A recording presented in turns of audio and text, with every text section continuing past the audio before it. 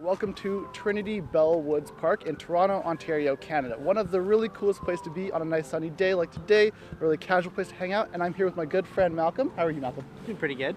And we're here to talk today about the Toronto Comics Anthology. So what is it, Malcolm? Toronto Comics Anthology is a collection of short stories all set in Toronto by local Toronto artists and writers. Yeah. And so what is your role in it? Well, I'm one of the editors and also one of the writers on the next book. Very cool. And actually, if you didn't know, the cover of this year's edition, Osgood is Gold, is actually set in Trinity Bellwoods Park. So how do you feel seeing locations you've known and lived through in your books? It's really, like, it gives you a sense of home, like a sense of where you come from and like where you belong. I really love the fact that we were like looking at a bunch of locations and we wanted something kind of like green, something kind of new for the next book.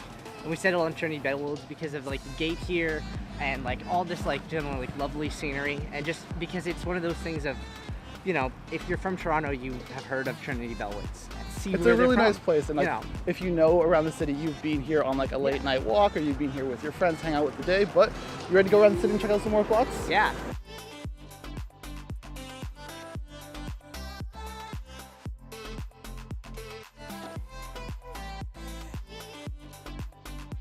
So, from writing for the George Brown College newspaper to kind of writing online at Rogues Portal, why is comics something you always come back to? Comics, like, it's one of the first mediums I really fell in love with. Like, before television or movies, I remember reading comics in my, like, parents' basement. Like, all these old, like, back issues of, like, The Thing and, like, all that cool stuff. And I just, like, I love the mixture of words and pictures, basically. I love the fact that there's both an artistic element to it. You can look at a page and be like, that's beautifully drawn. That's beautifully kind of, like, laid out. And also, you have that element that you get from, like, you know, novels. You get very strong, like, prose in some comics, and the interweaving of those two elements makes it, like, just a really unique medium. All right, so you've been with the Toronto Comics Anthology for the last 4 years, since its inception. Tell me about getting on the ground floor and how it's changed over the last 4 years. Well, when we first like started the anthology, it was a bunch of us in Ty Templeton's comic book boot camp, which is like, Ty Templeton's this like local basically legend. He did a lot of work for, you know, Batman, like the animated series and a bunch of stuff. And he has a comic book boot camp where basically writers and artists get paired together or work to develop their skills. And I was there with some fellow students, Andrew Stevenson and Nelson DeRocha, and we wanted to make an anthology. We wanted to make comics like locally, and we were all very passionate about it, but we didn't know where to start, what to do. And then we stumbled upon the idea of just making comics set in Toronto. Like, okay, well, we're from Toronto, we obviously know the area, right. Like, let's just like tell stories like, oh, at this coffee shop, or like, oh, over in Trinity Bellwoods, or over here. And it worked really well because there's a lot of stuff to draw upon. There's a lot of history in the city. You can do a lot of different genres, and we thought it would be this fantastic, unique project. So a lot of people when reading comics, you see images and words. So which one should people be reading first? Well, you know, it kind of depends, and it depends for like artists. It depends, you know, what the comic is you're reading. If something's a lot more kind of like, you know, visually inspiring, then a lot of people look to the visuals first. Some people, you know, switch between both. It's really kind of up to you, and that's kind of a freedom that comics offers as well. Right. It's a kind of a really cool thing. Actually, here's World of Posters. Do you want to head in? Yeah, sure, let's go.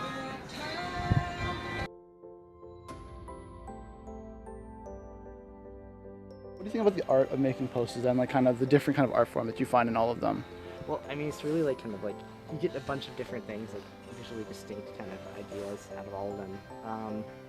Man, I don't know, man. This is a tough question for some reason. What are some of your favorite ones? Favorite like posters? Yeah. Like comics related stuff? Or even anything.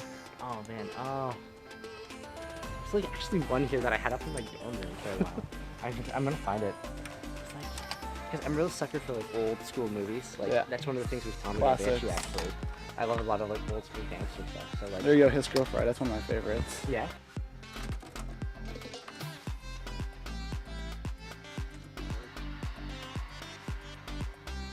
So why is anthology something you always keep coming back to?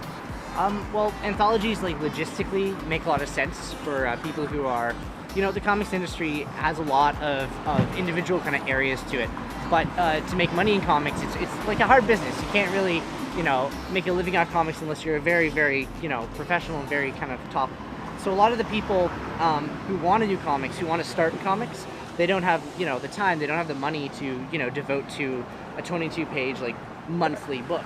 So one of the easy ways to kind of get your work out there and get yourself known is to show that you can handle a small story. Like, Right. okay, this is our condensed, you know, 10 pages, really solid, you know, writing, really solid art, and show that to people and say like, hey, this is what I made, and go from there. And also it's fun to have that kind of challenge of like, okay, you only have a limited amount of time. How are you going to get this story across? How can you get all the beats across? How can you make a connection with like a reader in like, you know, limited like space, limited time?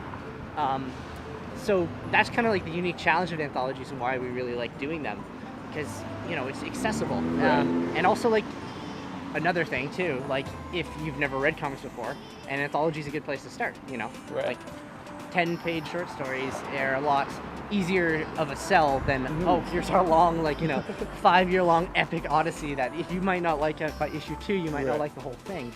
Like, this way people can approach it and like kind of get involved in it. Well, right now we're here in Graffiti Alley in downtown Toronto. So tell me about your experience with the Toronto comics art scene. Well, the first thing about the scene that I love is it's very open and very accepting. Basically, if you want to make comics, like, you can come and be a part. And there's like so many talented artists from all like kind of like walks of life, and also like all kind of like levels of both like skill and also style.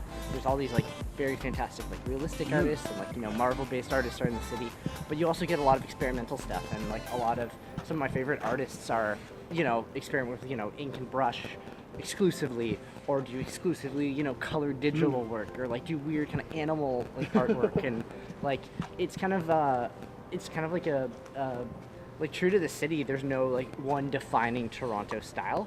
It's more defined, I think, by like an acceptance of all styles. All right, so that's it from my little walk around Toronto with Malcolm. So if they want to know more about the Toronto Comics Anthology, where can they find that out? You can check us out online. We have a website, tocomics.com. We also have the Kickstarter up right now for our new anthology, Osgood is Gold. You can check that out just by Googling Osgood is Gold or Toronto Comics.